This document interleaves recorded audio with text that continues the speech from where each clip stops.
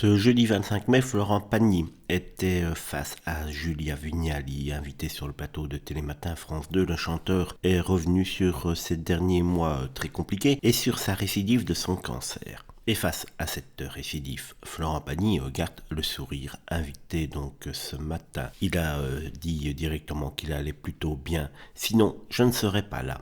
Mais c'est vrai que toutes ces vies, plus celle-ci, fait qu'à un moment c'est un peu lourd. Mais c'est sympa, poursuit l'artiste de 61 ans. Des épreuves qu'il raconte dans son autobiographie Pagny par Florent, qui n'auront jamais sa raison de son optimisme en ce moment. C'est sympa, c'était lourd, mais c'est devenu plus sympa, poursuit-il. Mais bon, comme on sait que c'est ondulatoire et puis que ça va durer longtemps, on est cool, on croise les doigts pour que tout se passe bien. Vous parlez de votre cancer avec des hauts et des bas, lui demande alors l'épouse de Kat Merat. Vous vous êtes habitué à l'idée que ça allait bien, puis moins bien, puis re-bien. Face à la maladie et sa récidive, Florent Pagny ironise alors. J'ai compris que ça ne se soignait pas avec 15 jours d'antibiotiques. Ayant vécu le moment où ça revient, il commence un peu à connaître le sujet et à gérer les situations, s'estimant chanceux que le protocole fonctionne à chaque fois très très bien sur lui.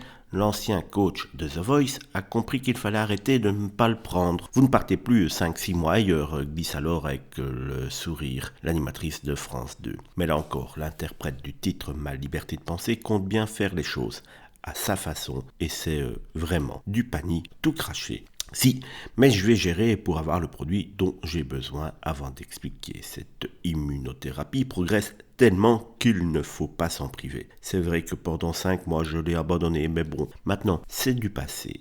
Et il promet. Maintenant, je reprends du poil de la bête, la chimio étant désormais derrière lui.